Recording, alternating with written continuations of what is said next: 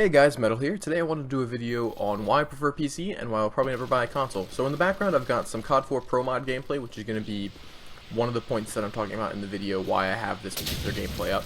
The very first clip is actually a pretty, in my opinion, pretty badass clutch attempt. It was a 1v5 clutch and I managed to bring it down to 1v1.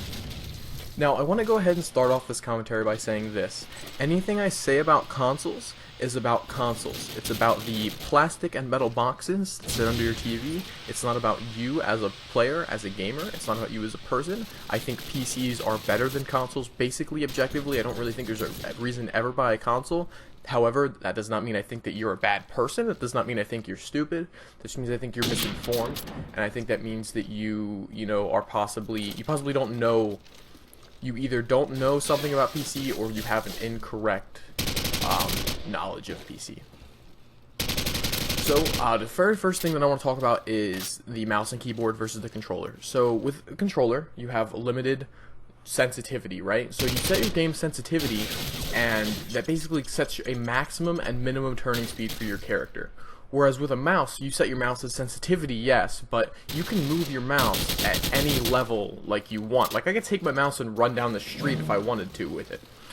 You know, if you need to make a fast turn or a small movement with a mouse, you can do that at any sensitivity level just because you can make a big sweeping arm movement if you need to. Say you played a very low sensitivity, right? And that allows you to make very small adjustments to your aim. But also, you know, someone's behind you. Well, on console, you'd be screwed. You wouldn't be able to turn around fast enough to even deal with the guy behind you because your sensitivity's low.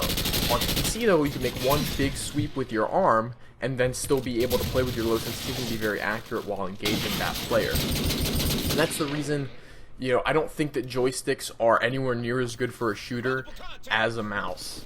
Now, you can make the argument that a controller is less skillful, or more skillful, and that's more consistent than, say, good players using for mouse, mice. I mean, maybe. I don't really buy that just because you have to have things like aim assists. I think that there's a much larger skill gap in using a mouse.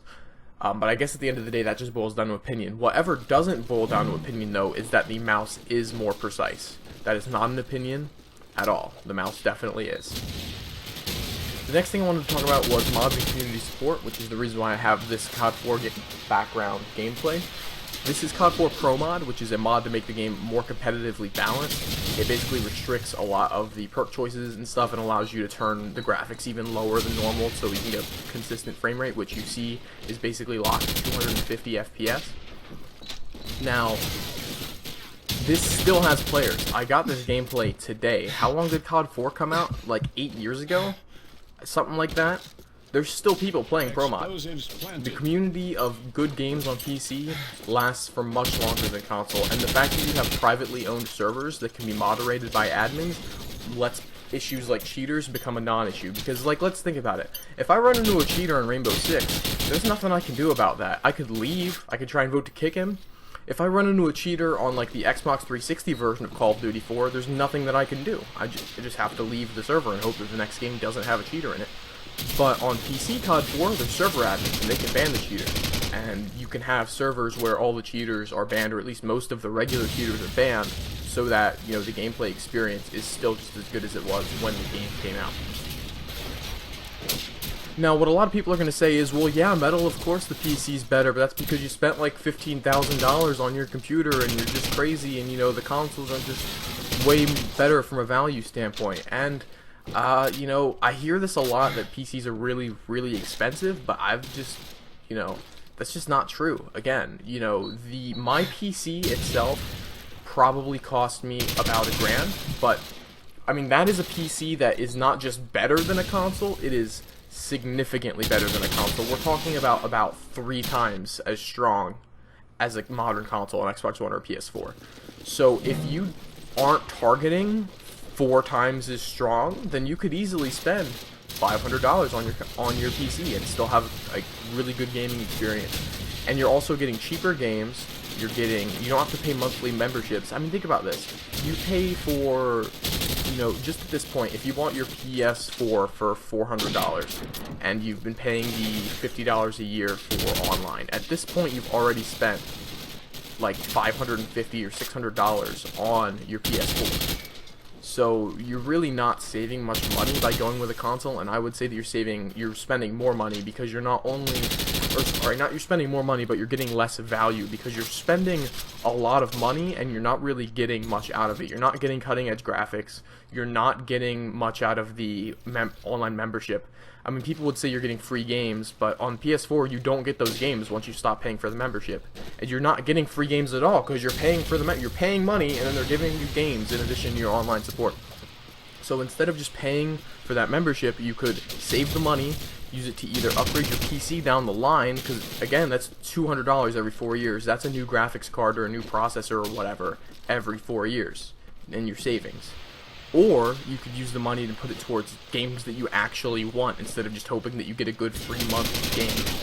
Now, I wanted to make this video mainly because, you know, when I post up a Metal Plays Cheaters video, or when I posted that video talking about how I was frustrated with Rainbow Six, a lot of people recommended that I play console. And to me, honestly, that's just, you know, it's not really an option, because if I wanted to make content from a console, I would need the console, which, what do they run for now, about $300? I would need the membership, so $50 for a year.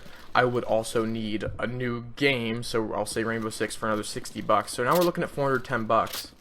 I'm going to need some sort of recording device, which on my PC I can do with software because my PC has enough spare power to record my game as I play it, but an Xbox or a PS4 can't do that. I need an external device, which is going to cost another somewhere between $100 and $200, so let's say $510. And this is all just to play a game worse than I already play it. Like, it plays literally like a lower resolution, a lower frame rate. So it plays less well because of the controller. You can't have as high of a field of view, which gives me headaches. If I play at a low field of view for a long amount of time, it can also make me nauseous, depending on the game.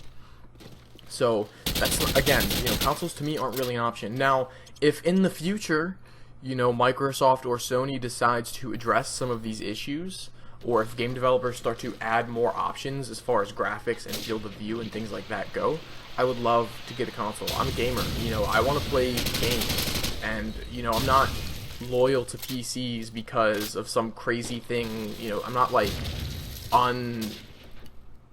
unreasonably loyal. If the Microsoft or Sony comes out with a console that addresses these issues, I would love to grab it, but, you know, the thing is that the only platform that's the cutting edge, that has the support for the features that I want, is the PC, and that's the only reason I'm playing it. It's the only reason I'm here instead of on a console. The last point I wanted to make was the lack of control on console over what I call the graphical triangle, or many people call the graphical triangle. The graphical triangle can be summed up with, you have resolution, frame rate, and then graphical detail. To me, resolution and frame rate are the most important, whereas graphical detail is pretty much the least. That's why I can play. Look at me playing COD 4. Look at the details. There's basically none. I mean, it looks, frankly, like the textures look muddy. The game is really bad looking, even compared to the console version. But it runs at 250 FPS for my 144 Hz monitor. It feels amazing. There's like no input lag at all, and it's very clear. The resolution, I play at 2560 by 1440p. That is 4 times the amount of pixels as 720p, and that is 1.8 times the amount of pixels as 1080p. So it makes everything look very clear. You're able to see distant details very well. Things like, you know, looking outside for spawn peaks in Rainbow Six becomes easier because you're able to see distant objects better. Things keep their detail for a longer distance the more pixels you have. Now, the thing that I also want to mention here is that the console specs of the modern consoles, at least, now this wasn't really true for the PS3 and the Xbox 360, I want to say, are pretty pitiful, honestly. The Xbox One and the PS4 are both laptop processors, or tablet processors even. They're very low power 8-core processors. They run at like less than 2 GHz, which is not really that good. My quad-core runs at 4.4.